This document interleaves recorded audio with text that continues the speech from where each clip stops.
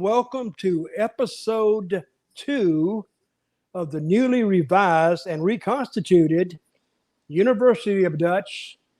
I'm Dutch Mantell, and you're not, of course.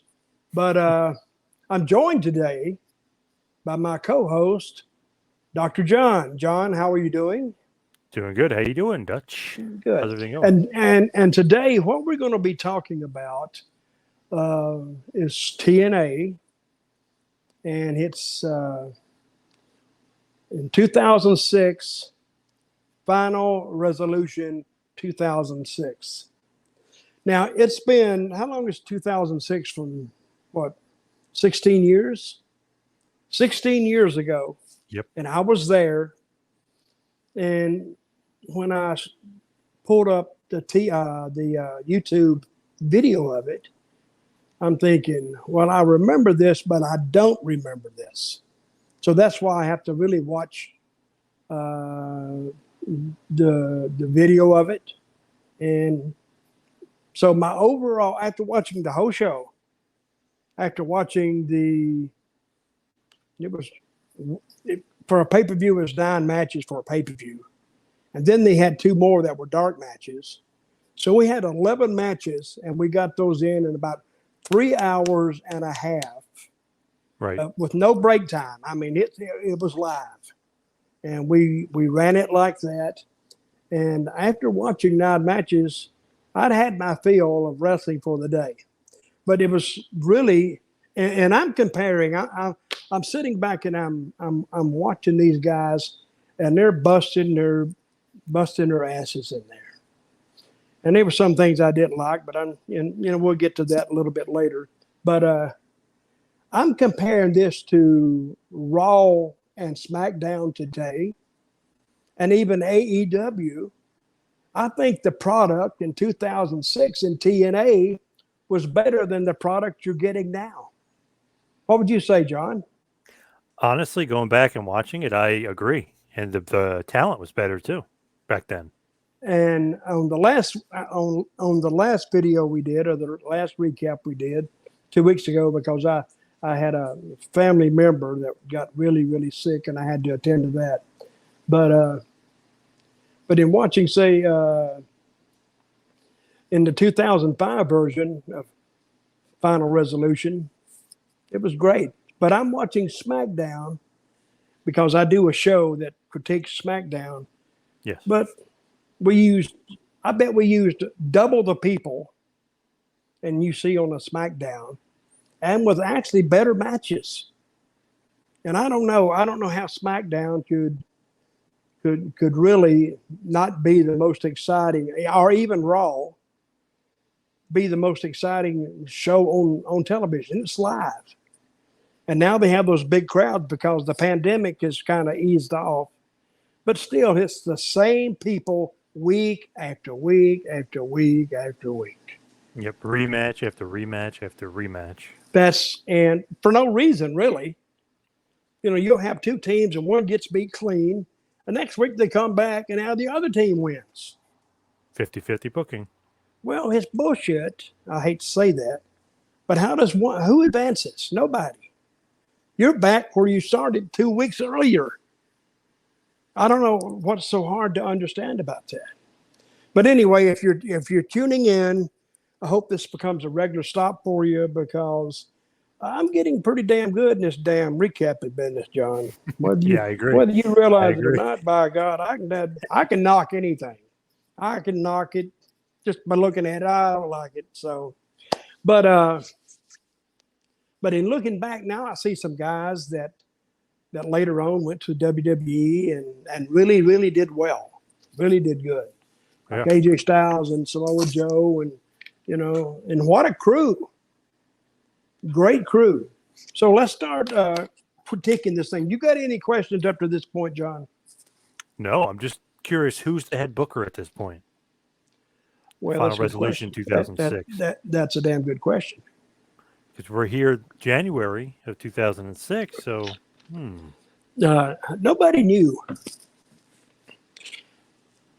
Nobody knew who the head booker was. Wow, that's not good. I wasn't the head booker. I was just on the creative team. Vince Russo wasn't the head booker. He was on the creative team. Jeff Jarrett wasn't the head booker. He was just on the creative team, but I guess Jeff had more power than Vince and I did because he was a part owner. So his presence carried more weight than I guess me and Vince's did. But anyway, but we never had any. We had discussions, and sometimes heated discussions over what angle we wanted to push or what direction we should go. But eventually, that kind of works it out. It's by itself, really. And then you get the show written. But I will say one thing. When we wrote a show, it was written. There was no deviating unless somebody got hurt. There was no deviating or there was no massive changes. I mean, you're going to have changes all the way up to showtime. But those are little incremental changes that you wouldn't notice unless you knew about it. But WWE has been known to show up on a Monday for a Raw, and they would be writing the show sometimes between 4 and 5 o'clock in the afternoon. So when you're used to getting when you go to Raw and you pull one of the agents over and you say, "Hey, when are we on?" And they said, "Well, you were on 4th, but now they're rewriting the show. So, hell, you may not even be may not even be on the show." Really? Right, yeah. And who's writing? They said, "Well, everybody's back there in Vince's office, and they're rewriting the stuff." So in the first match, who did we have, John? Read that to me. Well, we had 2 pre-show matches. We had Team Canada, which was A1 Eric Young and Petey Williams defeating Jay Lethal, Kenny King, and Lance Hoyt in a 6-man tag in 6 minutes. A lot of stars in that match, huh? Who won that? Team Canada defeated them, Lethal, King, and Hoyt in 6 minutes. Mm-hmm. Okay. And then I didn't see that one. So yeah, pre-show. That wasn't on the video. Okay, go ahead. And then the Latin American Exchange, what? LAX, which was actually Conan and Homicide, defeated the Naturals, Andy Douglas and Chase Stevens in 4 minutes. Mm-hmm. Okay. That was the 2 pre-show matches. Kind of star-studded pre-show there a little bit. Yeah, I remember the second match, and it was only $350. You said $350. Yep. And there's a reason for that because those 2 teams didn't mesh. They just didn't do it. Conan was a great talker and drew a lot of money, but at the time he was in TNA at this point, he was beyond his working stages, and he was hurt too. And then he went on to eventually, way past this, I think, maybe not too much, but he actually sued TNA. Yeah. You remember that? Yep. Hell, he sued me too. For what? I don't know. It was just, and he actually apologized for suing me. I said, "Well, why did you sue me?" He said, "Well, I had to get people to kind of believe it." And I said, "There's a bunch of." None of that was true, Conan. You know that. He, "Yay, bro. I love you, bro." I said, "Man, if somebody sues you and then comes up and says, 'I'm sorry, I had to sue you,' I don't get it. I've never had that happen. But Conan is the only one. Of course, he's the only one that ever sued me. Because I never really got served personally. I got sued with TNA just by being a member of it. Right. But it was crazy. So the first match was Alex Shelley, Austin Aries, and Roderick. Did you want to know the buy rate though before we went? Oh wait, I was going to ask you that. Yeah. What was it? Supposedly 45,000 for this one. Supposedly. What was the other one? Wasn't the other one 25,000? It was less the year before. So it looked like a little bit of a bump because Sting is on this one.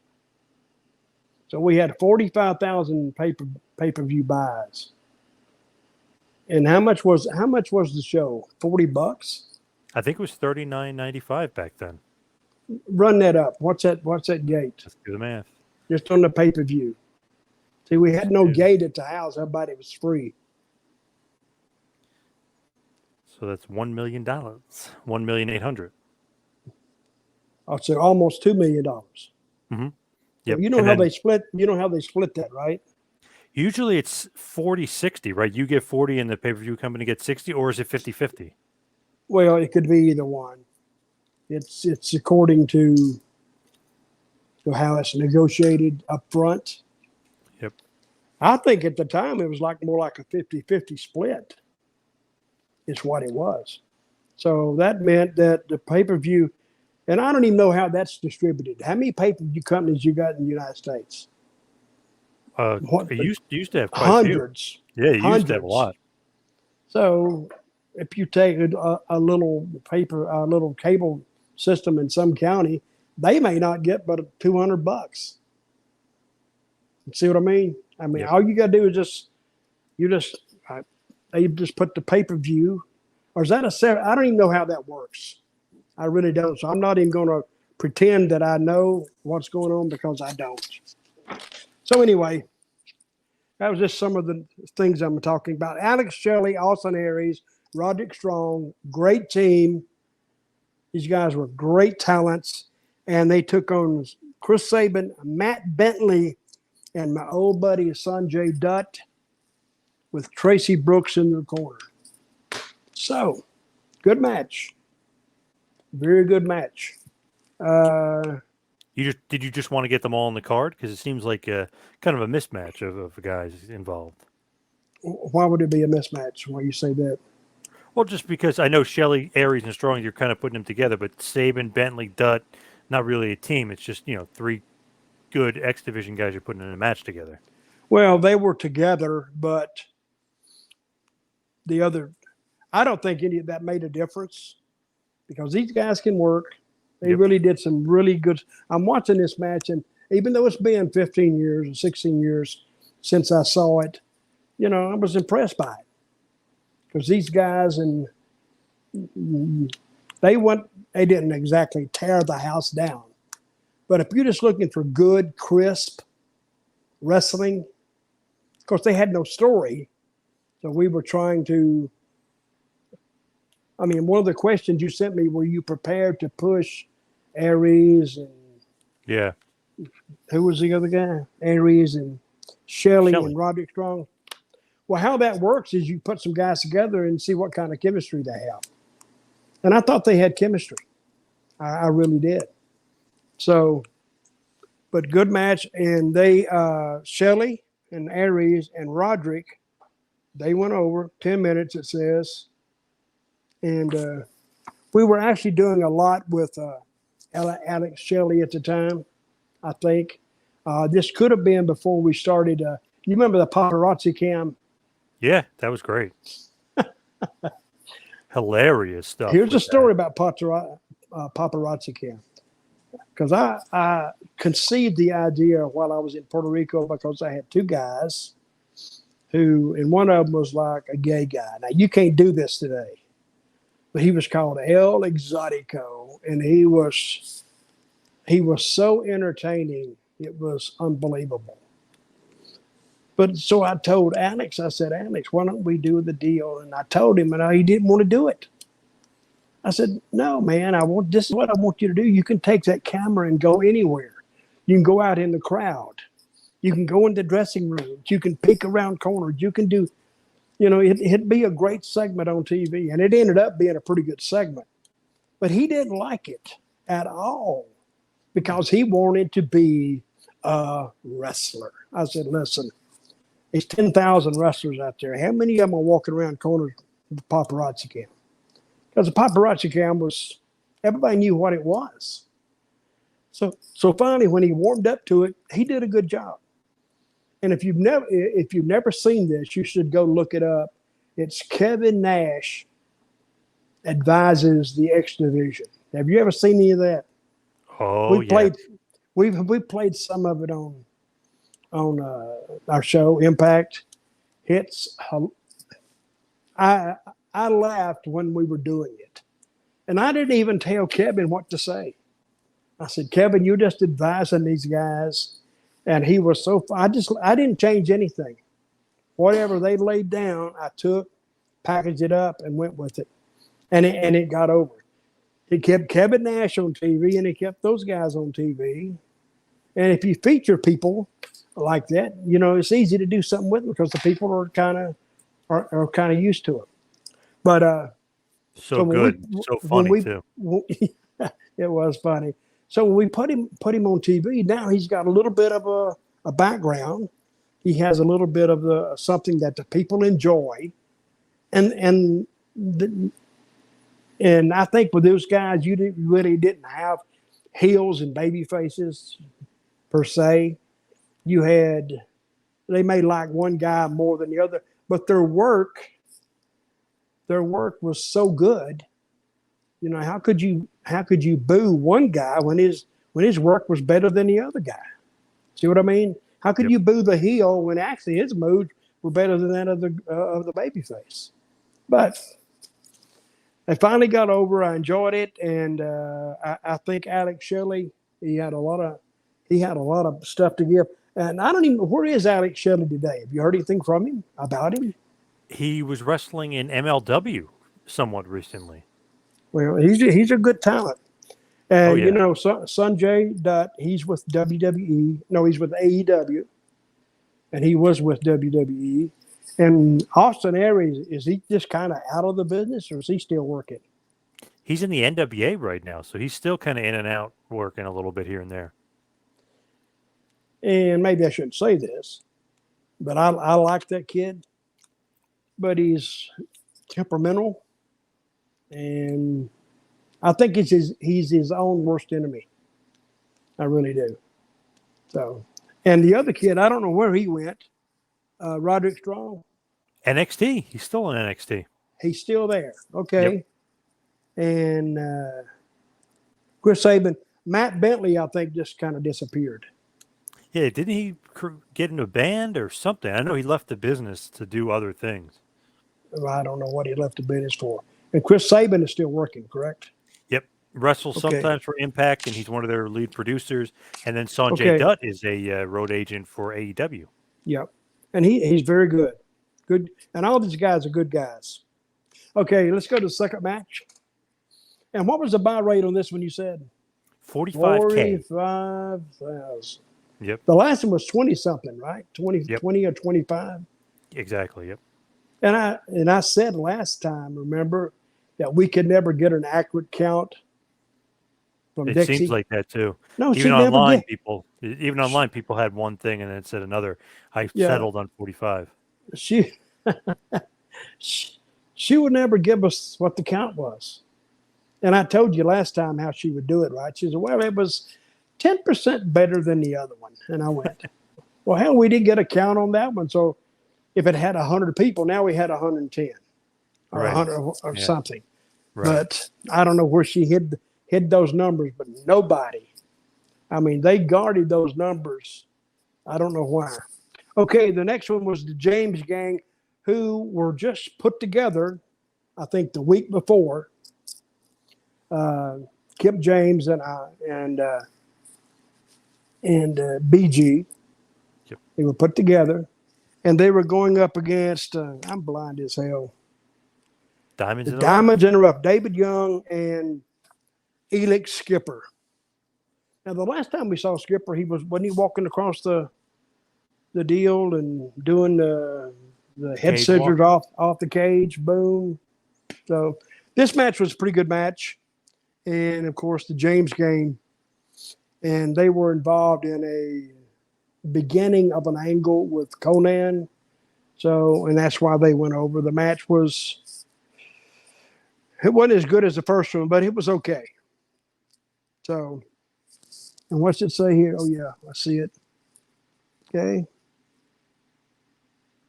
The only thing I saw that I would have taken out was BG did like a kind of a sexual maneuver from behind on one of the guys. Oh yeah. I never liked that at all, because I think anytime you do that, you got kids in the audience and kids at home.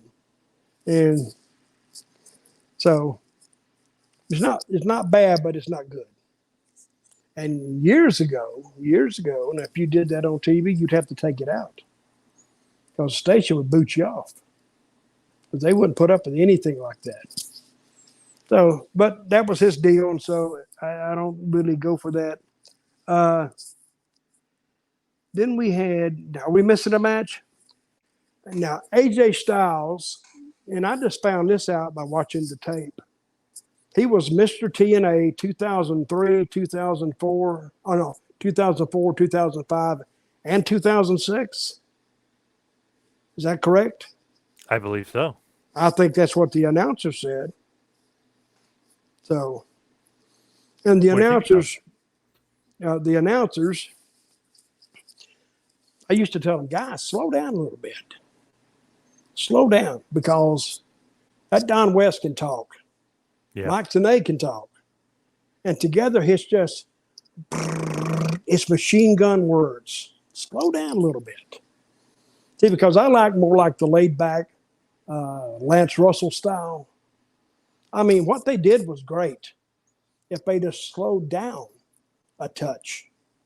Because I don't know how Don West does it. You know, to talk, you have to think. But while you're talking, and he can do it. But if you slow down a little bit, I think the fans get it more.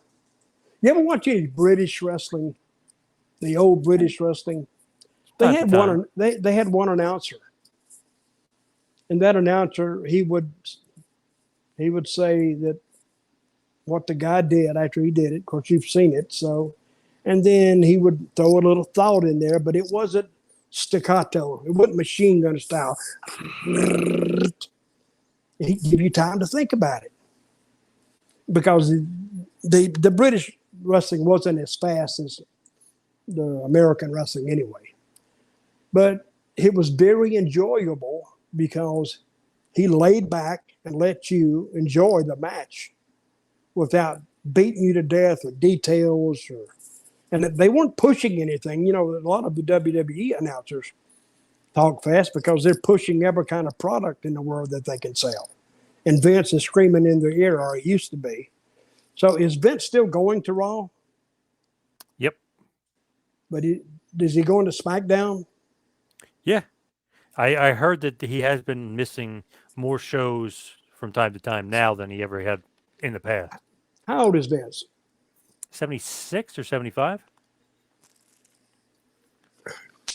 Well, and his 101-year-old mother just passed away. Yeah, well, my condolences for that. Can you believe that? 101? Can you believe that? It's pretty crazy. Well, 101. That's pretty damn old. Yeah. Imagine you're 76 and your mom's still alive. It's kind of well, that means that the family has good DNA. Yeah, definitely. I mean, because look at Vince. Vince is still jacked up, and of course, there's no telling what he's taking now, and how many doctors he's seeing, and he takes his trainer on the road with him. So, but I think Vince, for somebody to work out that hard, I think that's a form of therapy for him. Because when he gets there, and of course his mind is racing probably 1,000 miles a minute, even while he's working out.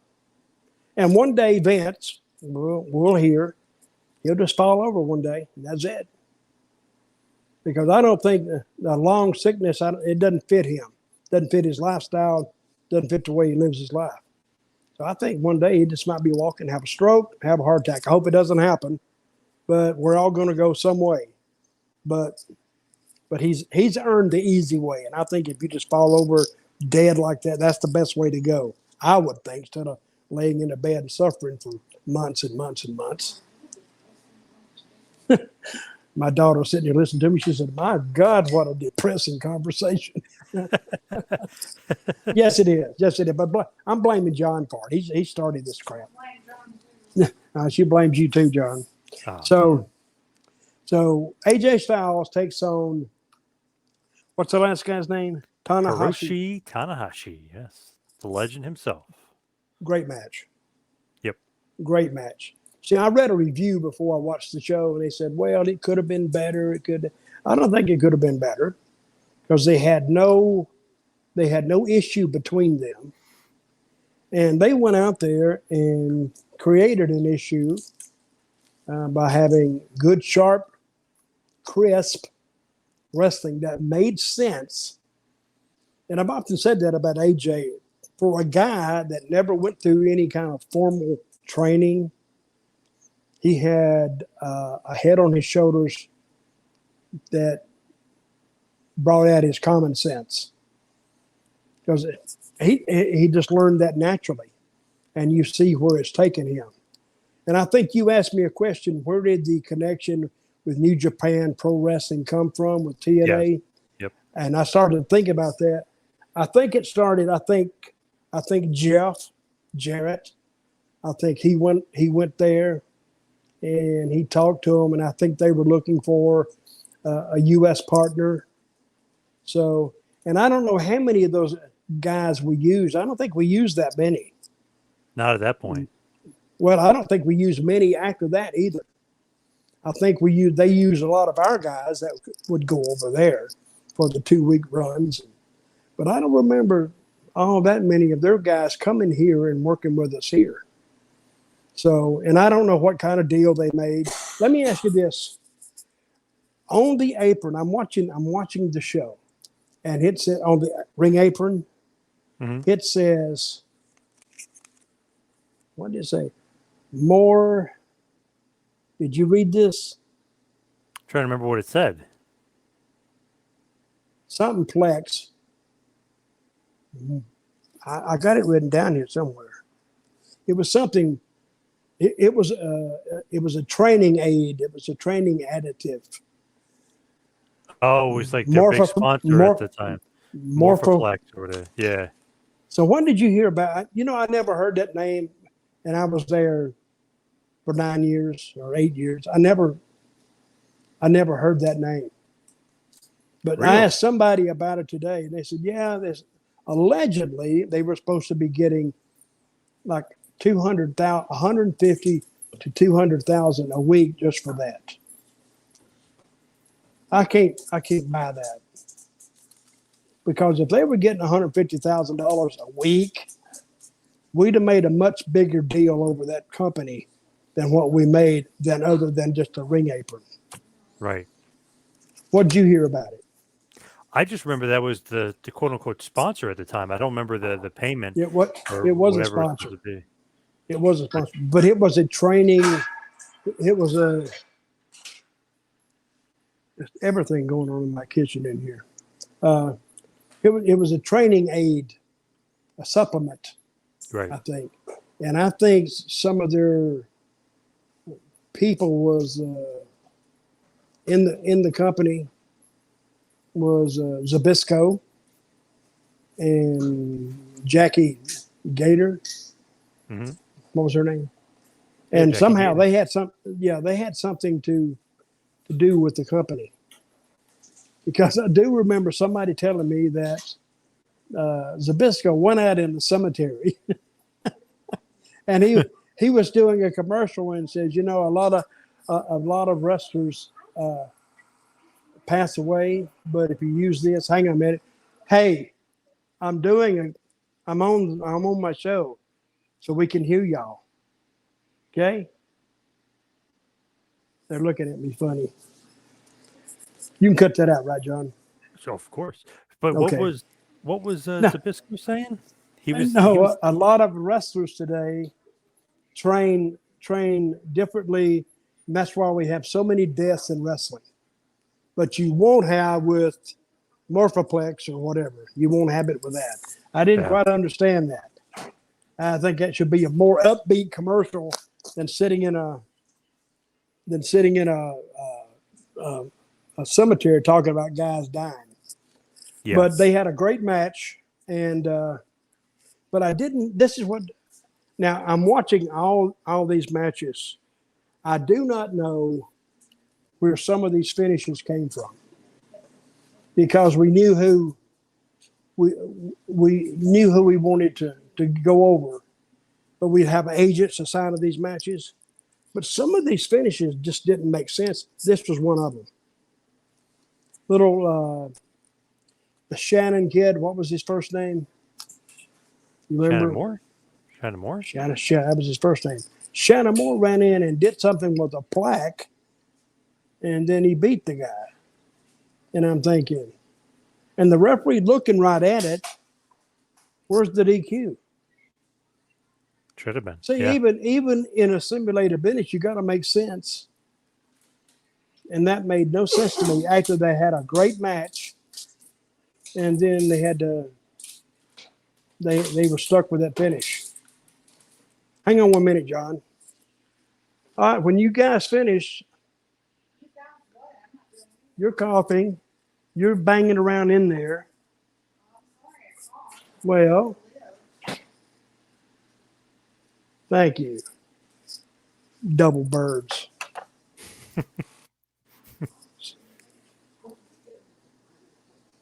They never talk till I do this. Now they come in here and they whisper to each other. I know you can hear it, right, John? Yep. He can hear it. We're going back. What was my last thing I said, John? About Shannon Moore and the plaque, how you have to have it make sense if the ref is going to see it. Yeah, and it didn't make sense at all. And I thought to myself, what is the? Because after 16 years, you're going to forget what Shannon Moore's relationship was. He must have been doing something with AJ. Yep.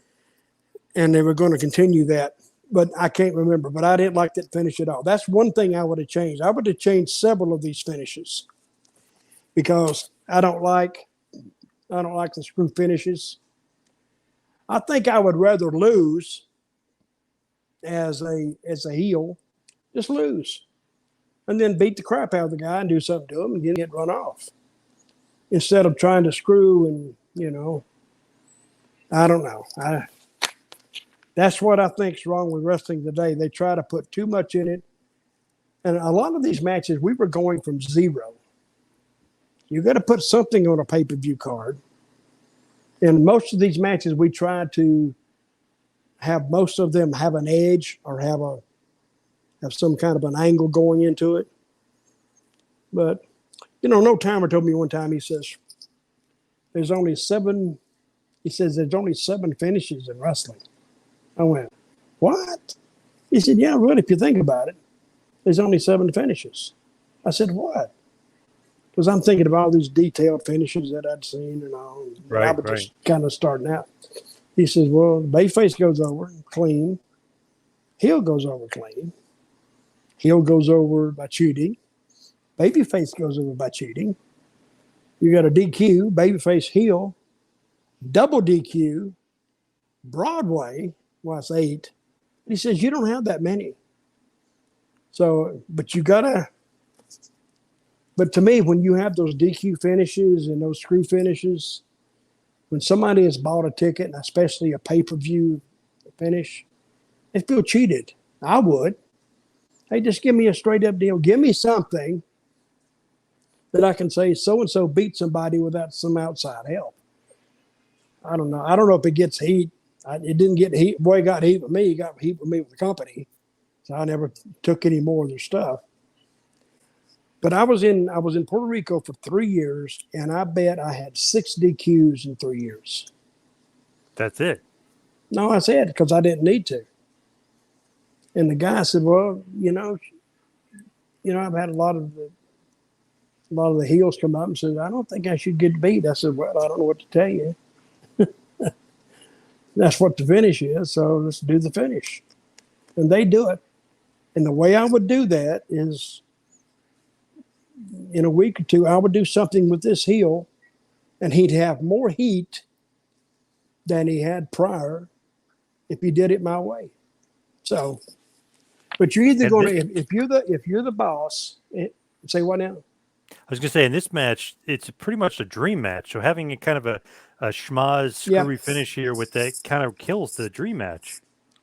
Well, it does, because it's not clean. See, I'm sure he was going to beat AJ. So he could beat AJ, and you could have still done the Shannon Moore thing after the match. Yep. See, he got beaten up, and all of a sudden, in comes Shannon Moore and gets AJ down and starts beating on him. And then all of a sudden the Japanese kid pulls him off, and they start fighting. Then AJ comes up. Now they're both beating the shit out of him, shoot him in, double backdrop him, drop kick him, out he goes.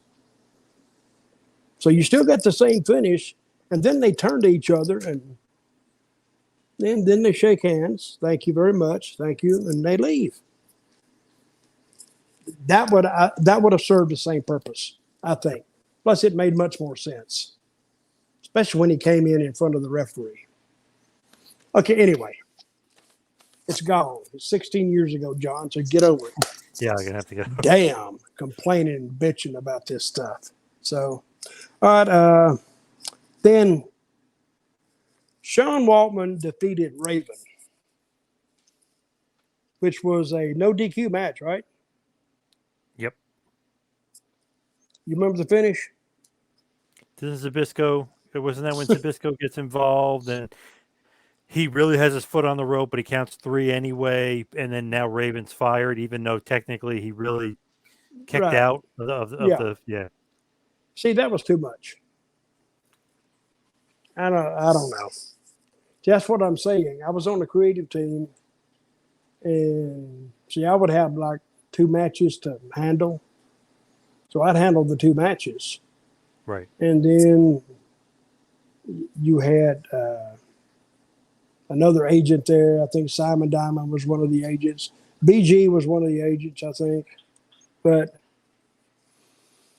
I don't think we ever called them all in the room and says, what you finishing, so we could all look at all our finishes, so you didn't have 2 of the same one. I don't think we did that, but we should have. Right. But even without doing that, it was still a decent pay-per-view, I thought. If you think too much, you can talk yourself out of anything. So, and Sean Waltman defeated Raven, no disqualification match, because Zbyszko came in there and he was doing the slow counts, remember? Yep. To me, that buries Raven that he doesn't jack him up. Don't you think? Yeah, should have. Oh, well, I don't know what they were doing. No, what does he care? Well, yeah, what the hell? Yeah. And Bobby Roode defeated Ron Killings singles match. Good match. That Ron Killings, talented guy. They both were. Then at the end, I forgot how they beat him. But then Conan came in, remember, and tried to talk to him about going. Let's put the band back together, and 3 Live. because we'd had an interview before that. He was talking to Shane Douglas. So I don't know exactly what they were trying to do there, but I know they were trying to get back together, and Ron Killings was kind of resisting the idea, which is a story. Now, see, you got a lot of stories on this show, and I would rather have a lot of stories than just 1 or 2, because we tried to. You'd have to put something underneath. Now, 1st, 2nd, 3rd, 4th, you'd have to stack that card the best you could to make it interesting. Even though you had Sting coming back, and you had some more things on that card, you had you had a no DQ match, and what did Abyss and Rhino have? What kind of match was that? Does it say here? What was that called? No, it was just a singles match. Just a singles match. Yep. You know, Abyss, great talent, good guy. I would tell you the story when I brought him to Puerto Rico. I don't recall. I met him at the first TNA pay-per-view in Nashville. And I was in Puerto Rico at the time, so I flew back to Nashville a day before, because that's where I lived for years. So then it was a Tuesday, I think. Didn't he have Tuesday nights? Or was it Wednesday nights? Wednesday nights. Oh, Wednesday nights. Yep. So I came in, and that was the first time ever. I had met him before, but in some independent show in southern Indiana somewhere. And he was working for TNA, just started there, and he was Prince Justice. So, and he was working there, and I think he was winning like a battle royal or something that night. And he had heard I was booking Puerto Rico, and he said, "Oh, I'd like to come." I said, "Well, you want to come? I may have a spot for you." "Oh, yeah, that's great." I said, "Well, you could come right now if you wanted to." I said, "I could book you." He said, "Oh, no. Oh, no. They got plans for me here." I said, "Oh, really? Oh, that's good. That's good." So I said, "Well, if anything changes, give me a call." Okay. So that was on like a Wednesday. The next Wednesday, I get a call from Abyss. His name wasn't Abyss then. It was, what's his first name? I forgot. Chris Park. Chris Yeah. Park, right. See, I meet so many people, I can't remember names sometimes. So he said, "Dutch?" I said, "Yeah." "Remember me, Chris Park?" I said, "Yeah." Then I got to talking like that. "Yeah." He says, "Well, you still got a spot open for me?" I said, "What happened?" He said, "Well, they told me that I'm not on this week's card, and I may not be on next week's card. So if I had something else to do, they said I could go ahead and do it. So if you have a place, I'd really like to come." And I just thought a minute, and I said, "Well," and I had a place for him. I said, "Damn, I wish you'd have called me like 15 minutes ago." "Why?" I said, "When I had a spot, but I just filled it." "Oh, no, you didn't." I said, "Well, listen, you want to come?" "Yeah." I said, "Okay.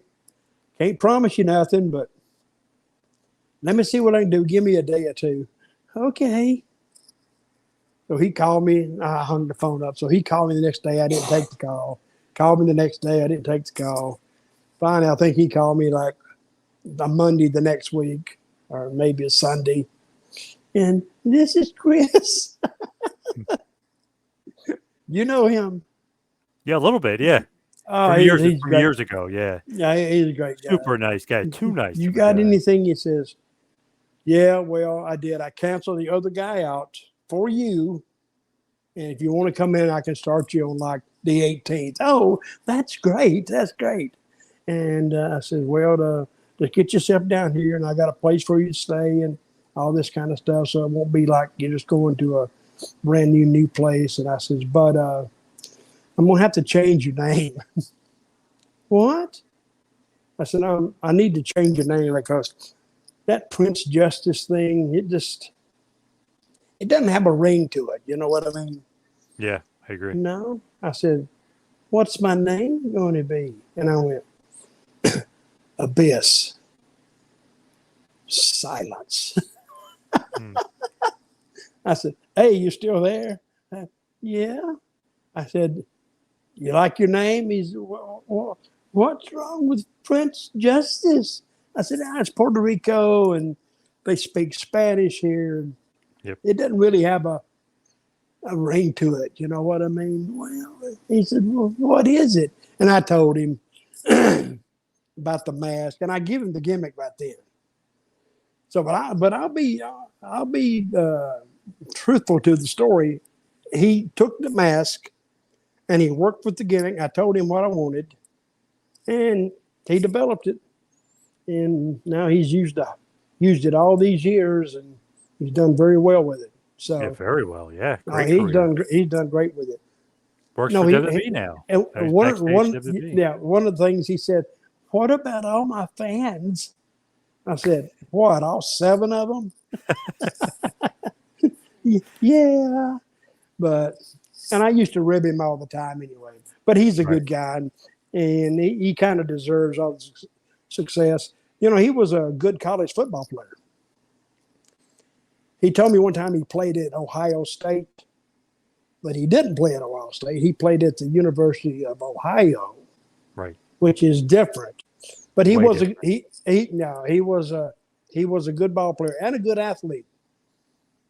And I didn't know this, but he had been around involved in wrestling, not necessarily performing, but he had a job in Nashville that I didn't know of, and he worked for Ron Fuller. You remember Ron Fuller?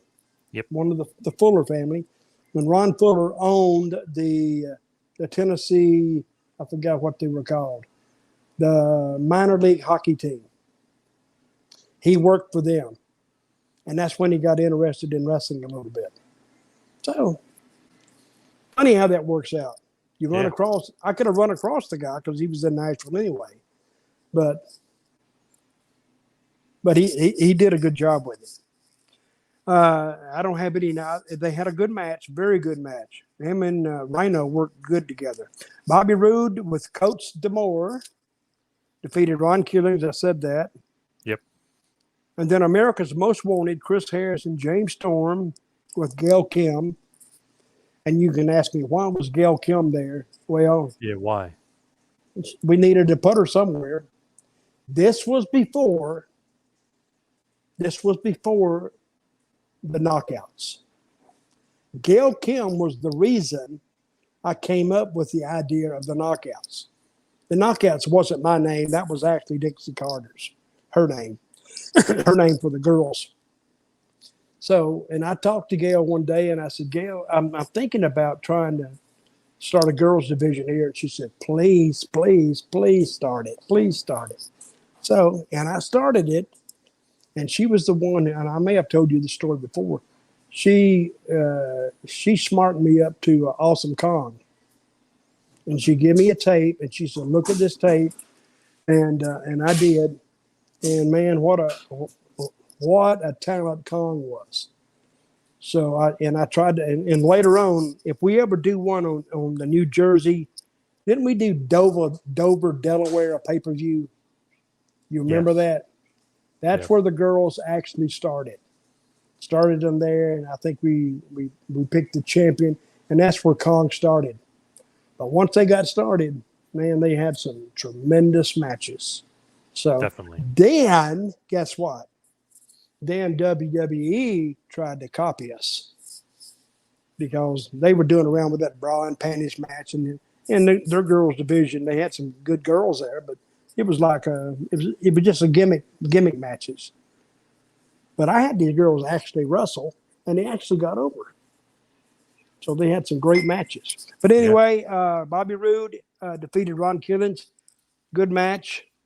Then at the end, Roode went over, and Conan came in the ring to talk to Ron Killings, which was left at loggerheads because he just needed to make an appearance, and he was trying to get Killings to join, and Killings were still saying, no, I don't want to do it. Okay, now we get to America's Most Wanted. And Brother Devon and Bubba. They had a good match. Damn, I'm shaking this thing. They had a good match, but at the end, they did something. I forgot what it was. AMW screwed them out of it, and the referee had powder in his face because he did this spot where Gail Kim run in with some powder, and the referee was trying to stop her, and I think Bubba come over there and hit underneath it, and it went in all their eyes.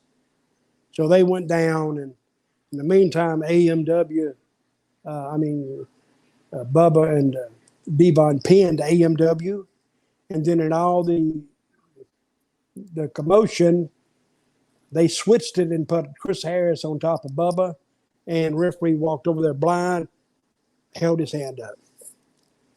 That was a crappy finish. Yeah.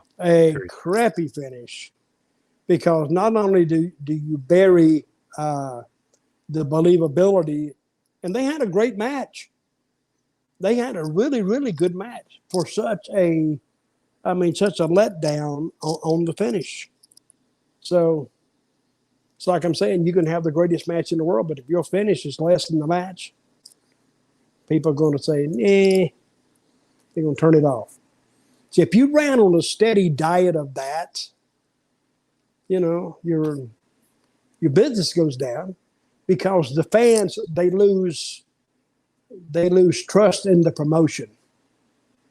They don't get mad at the guys. They get mad at the promotion a lot of times. And I think if that had continued to go on like that, I think, TNA would have been in actually worse shape than what they ended up in. So, but And then Samoa Joe defeated Christopher Daniels. Good match. Did you see this match? Excellent match. Yes. Oh, it was great. That was probably AJ and Tanahashi had a good one. Yep. Samoa Joe and Christopher Daniels had a good one. And they did one hell of a spot in there where Daniels dropped an elbow from the ring apron down to the floor, but he landed on his hip. And you can see where the impact was, and he sold the hip really good. And it looked like, yeah, he's hurt. But then when he got up, it had to hurt. Yeah. But when he got up, he didn't sell it. If he'd have sold that, if he'd have been smart and he was losing the match, if he'd have been smart, he would have taken that hip injury, sold it all the way to the end. Definitely. Yep. Which actually gave him a reason to get beat. Because then I think Joe continued it and continued it and continued it. And then AJ Styles threw the towel in. I thought it was a good finish, too. Yep. It was a good finish because he was beaten. And see, Daniels didn't lose anything on that. He's still a fighter. He fought to the end. Yep, he But just a passed friend, out. Yeah. and his friend come to the ring knowing that Daniels wouldn't quit because that's not in his roundhouse. And he threw the towel in and they stopped it. Now, it's a good win for Joe. It wasn't even a loss for Daniels. He was just on the losing side of it. And it made AJ look like he needed to belong with that group. I thought that is probably the best match on the card. And the Agreed. finish. Yep, agreed. And I don't know who came up with that finish, but it was a good one. Probably Dixie. I bet she did. I bet Dixie, yeah, and her husband, Jorge, whatever his name is. Serge. Not Jorge. Serge. Dixie come up with it. I'm sure they asked her about it. But it was a good match. And then they had the Christian Cage and Sting, El Stingalo, defeated Jeff Jarrett and Monty Brown with Gail Kemp. How did that match end? Because I'm watching it and something happened that it just stopped playing. Scorpion Death Drop by Sting. And he put it on Jeff, right? Yep, on Jarrett. Good finish. But at least it was clean. Yes. Straight up. So Sting looked good too. Fans were chanting, "You still got it." He looked good. Well, he still got it if he ever had it, which is, thing about Sting. Somebody was talking about him one night in the car, and somebody says, "Now, this is not me, but another veteran said that had been around him in WCW and Charlotte territory, and they said Sting cannot tell you how he got over. Does that make sense to you? Why not? No, he could tell you, but he couldn't tell you before they told him. See what I mean? All he did was do exactly as he was instructed. And he didn't do any more, and he didn't do any less. When you hear the music, come down.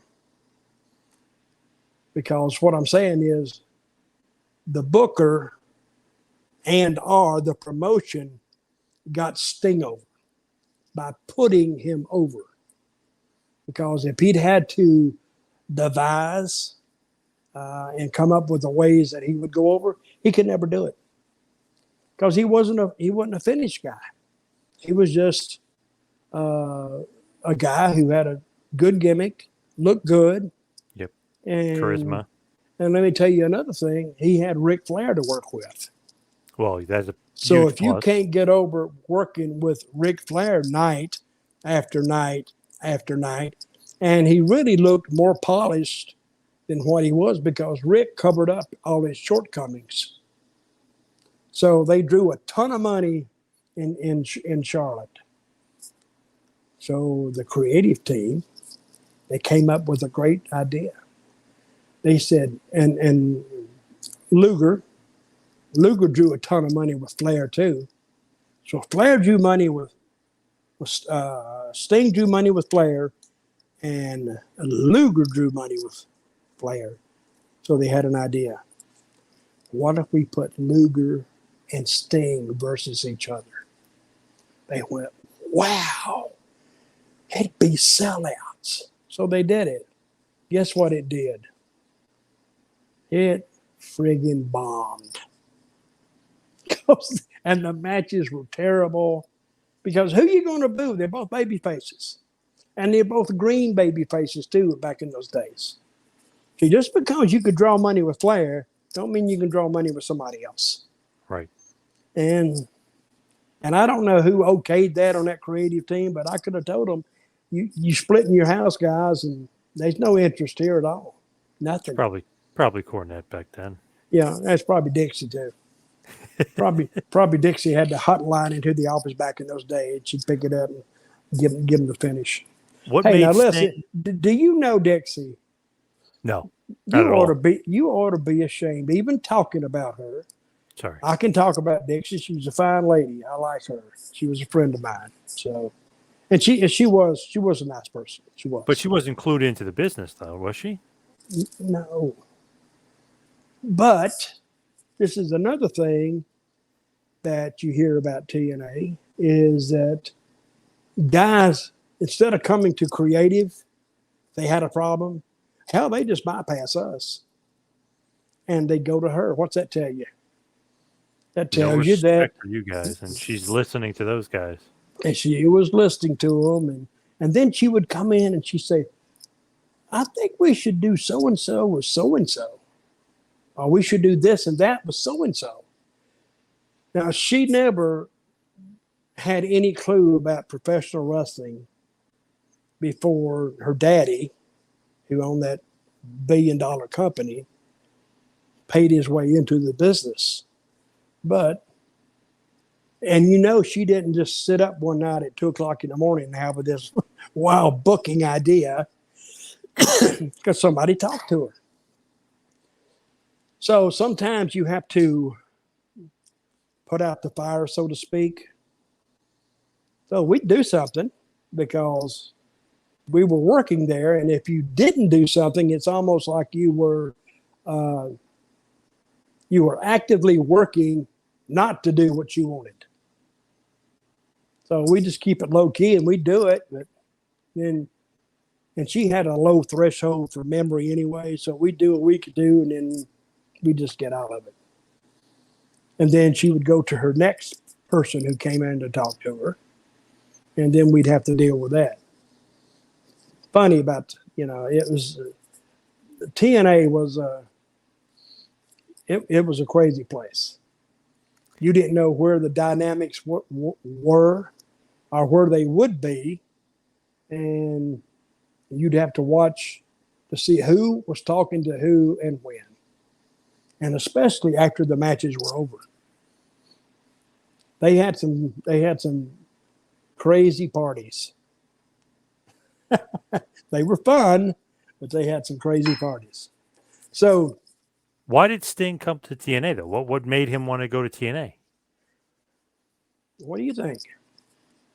His love of the business. Oh, absolutely. I think Dixie's love of the business. So you're saying the money. You're saying the money. Got it. Yeah. Oh yeah.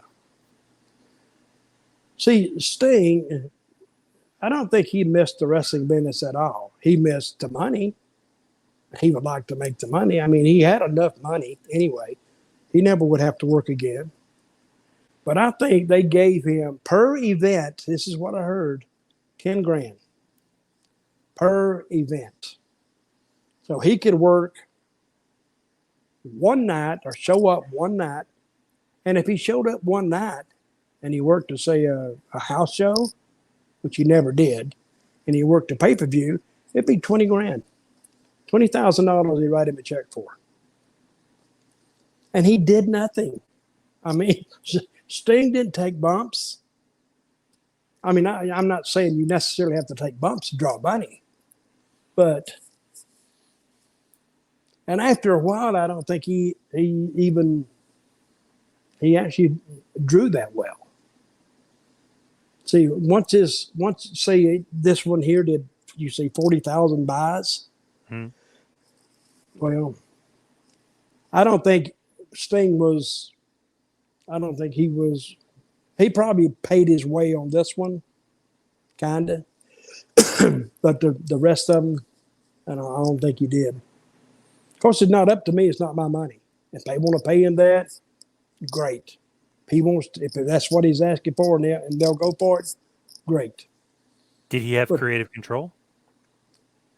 no, he didn't have creative control. Hell, he didn't even know how he got over. How could he have creative control? Now he's a big difference between complaining and suggesting. Him in Sting's case, it was, he kind of blurred the middle. But and he had some decent suggestions sometimes, but he didn't have any creative control. So, but he was a babyface and he was an icon. So, if we got any sense of course, we're not going to take him in there and try to kill him off at $10,000 a pop. If he was getting that, I'm not saying that, but that's what I heard. But you try to protect that asset, and I think we did. What's your next question? You had a lot of them. Anything you would have changed on the card? Did anything change?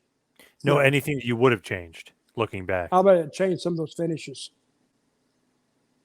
See, this is what you do when you deal with wrestlers. And anybody that's dealt with wrestlers will, on a scale like this with TV, they all think they're the main event, which is what I want them to think, because they need to have this big ego to get there. But they need to have some kind of size or facts or something different about them that makes them stand apart from the rest of them. Case in point, the first match was Shelley and those guys, Aries and what's Roddy the other Strong. kid's name? Yeah, Roderick Strong, and Saban, Matt Bentley, and Sanjay Dutt.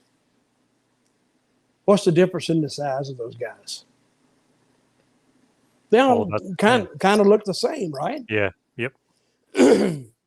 So if you wanted somebody to stand out in that group, if you had somebody in like an Adrian Street type deal, because he was very entertaining, he would have stood out. And if you just got big guys, if they're all big guys, not going to stand out. You need a big guy and a smaller guy, I think. At least make them, and that's why I actually lose track of their names is because basically they look alike. So what I was getting to a few minutes ago, only one girl on this show. Gail Kim. This was before, and we talked about this on the episode 1. This was before the Knockouts invaded TNA. And when they invaded, they really made an impact. They really did. And some of them looked good. Some of them looked like so-so, and some of them were just big, heavy women like Kong. But the thing is, people believed in them. People believed in Kong, and they believed in Gail Kim because they worked so hard. They made the people believe. And when did WWE have an all-female main event on a pay-per-view? God, did they? Years later, many years later. So they didn't do it in the 2000s to 10? No, not on a pay-per-view, no. I think we had one in 2000 and I can't remember this anyway, 2007 or 8. And we did a TV show, an Impact, and we did a record rating on it, a 3.4. And if it'd been up it was a 3.47, it'd been a 3.5, they would have kicked that to a 4. And that was almost getting in WWE range. So, and we'd always get a pretty good, decent count of our audience. You remember when TNA tried to run against WWE on Raw Yes. and got killed? Yep. When they brought that up to me, I went, I don't think that's a good idea. And they said, well, I think it's a great idea. And everybody thought it was such a good idea. I said, guys, I'm not trying to be the damn party killer here, but I don't think we can go head to head with them on a Monday because Raw is an event. It's like a ritual. For them to get off Raw and go to another station and a different company was kind of unheard of. So that didn't last long. Not at all. Give me another question while we're talking. State of the locker room at this time. Who were the backstage leaders? And you mentioned Austin Aries as being kind of a disruptor, but who were some of the other backstage disruptors? Well, AJ was to a point. He was. But I don't think he knew he was. But I think the guys would kind of rally around him. Raven was. Oh, wow. But Raven had issues with the promotion because he was the TNA champion, I think, in the early days. That's when they were still shooting their weekly show. They started out just a pay-per-view company. Right. On a Wednesday night, and they were doing it from the National Fairgrounds Arena. And I think he was the champion then, but he never got the championship again. And I think, when some guys get a hard on for the promotion, they make it kind of hard for the dressing room. And I'm not saying he did that, but he was I would say negativity. Negativity will kill anything. If you can't enter into something with 100%, yeah, I think you're cheating yourself and everybody else when you go in and you complain. Yeah, nothing's ever 100%. So, but you got to try to make it better. You need to. The old saying in wrestling is when you go into a place and you leave it, you need to try to leave it in a better spot than when you found it. Right. And then when you leave, and of course on the hillside, Jeff was the leader because he was part owner of the company, and you would know that Team 3D, the Dudleys, they would try to lead too. But again, they've seen so many things in this business. So even we would make a mistake, and we made mistakes, a lot of mistakes. They just amp them up and make them more severe than what they actually were. And who was I close to? Really nobody, to tell you the truth. Really? I've always found that, if you get too close, I wanted to keep a distance, and I wanted to look at the product as a professional instead of being somebody's buddy and trying to do something for them. I wasn't really close to anybody. Probably the closest I deal with the creative side. It was Vince Russo and Jeff, and when Cornette was there, I would spend time with Cornette. So, and that was basically it. What's your next one? That's it. That's all I got. That's it? Can you believe that? Well, it was a good pay-per-view. And hell, I'm a kind of a fan of TNA now myself when I'm watching it. Yeah, I like it. But so many good wrestlers on it. But I can say that my attitude now about TNA is different now than it was then because I was involved in it. And I could see the changes that could have been made. But when you're doing 4 TV shows, sometimes 5 TV shows a month of 2 hours, and you're doing a 3-hour pay-per-view every month, That's 13 hours right there. Now, just take 13 hours and try to imagine what WWE has. I mean, that's nothing. And we were producing in TNA, if it's 13 hours a month times 12 is how much? 150 hours or more? Right. That's more than that. So, and those are original hours. And it takes some thought into making them entertaining for fans. Some of our TV shows were great. I always thought 2 hours was a little bit long for a wrestling show. 90 minutes was probably almost the ideal time. But you can't get an hour than a half hour. TV stations, they don't like it that way. They want in blocks of hours. Give us an hour or give us 2 hours. We don't want an hour and a half because now we got to fill the other 30 minutes with something else. Right.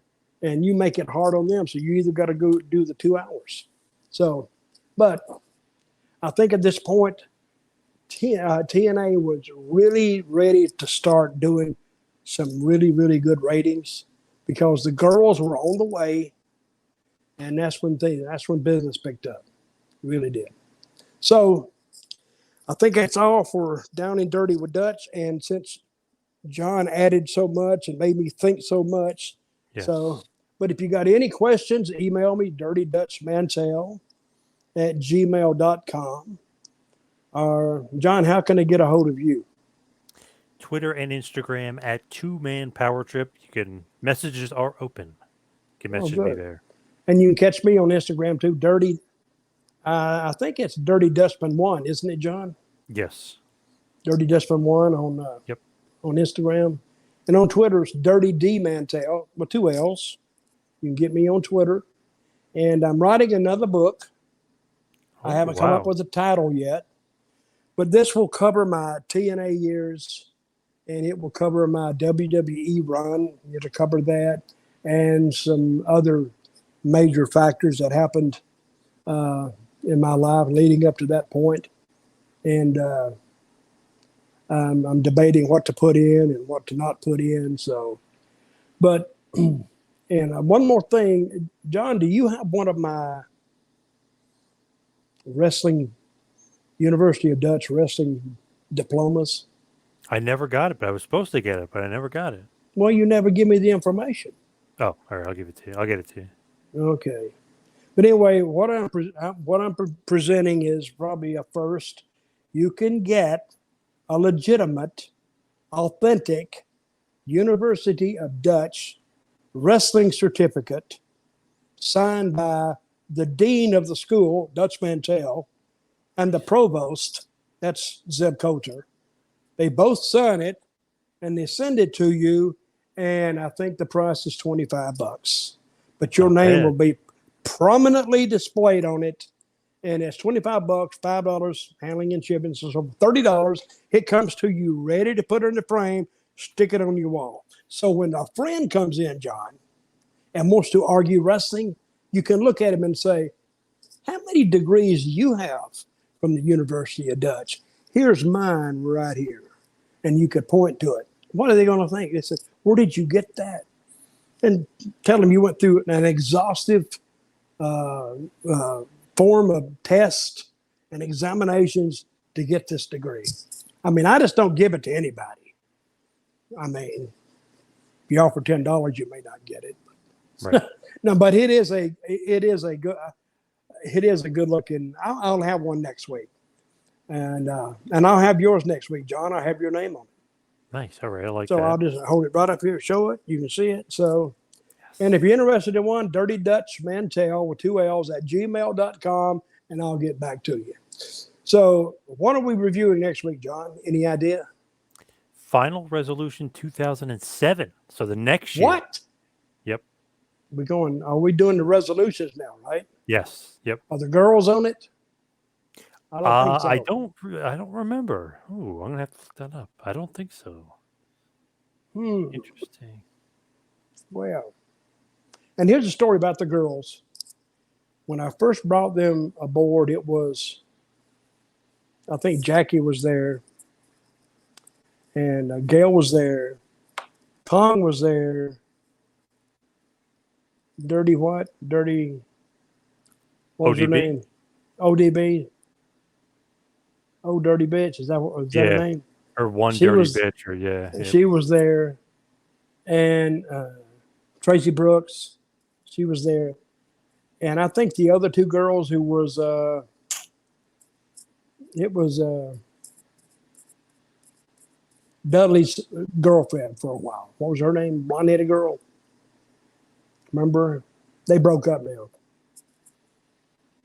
Damn, I can't remember the Velvet names. Sky. Velvet Sky. Velvet Sky, and her partner was. Angelina Love. Yep. So that The was like beautiful people. that. Yeah, that was kind of the start of the knockouts. And I remember the exact words. I had a meeting, and I told them, I said, girls or ladies, I forgot what I said. I said, from now on out, you're no longer bitches and the C word and hoes or bitches or whatever. Right. I said, from now on out, you're athletes, and I want you to go out there and I want you to show these guys how to do the job. And they kind of applauded because, the way they had been treated in WWE was just like an object. Yeah. Definitely. And I said, girls, we're going to do some wrestling here. We're going to tell some stories. And they all liked that. And I got them. And the first year or 2 years, they were great. Because when one girl had a good match, it was like they all had a good match. And they were always boosting each other. And a good group of girls. Really, really good. So, but I hope this next pay-per-view that I review has some girls, and we can kind of watch it grow right here on the University of Dutch. Spread the word about it because, hell, I love to talk about wrestling, and you're not listening because you want to hear me talk about boxing. You're listening to learn about wrestling, and I'll teach you all I know. Which really, if you break it down, I could have done it in about 3 minutes. So you said, wait a minute, you took an hour and it took 15 minutes to get to this point. You could have done it all in 3 minutes. Well, I could have, but you missed the whole point. The whole point is, you got to enjoy yourself. You got to enjoy the journey. And I hope the journey was enjoyable. And I hope you join me next week and Dr. John for episode 3 of the University of Dutch. See you then.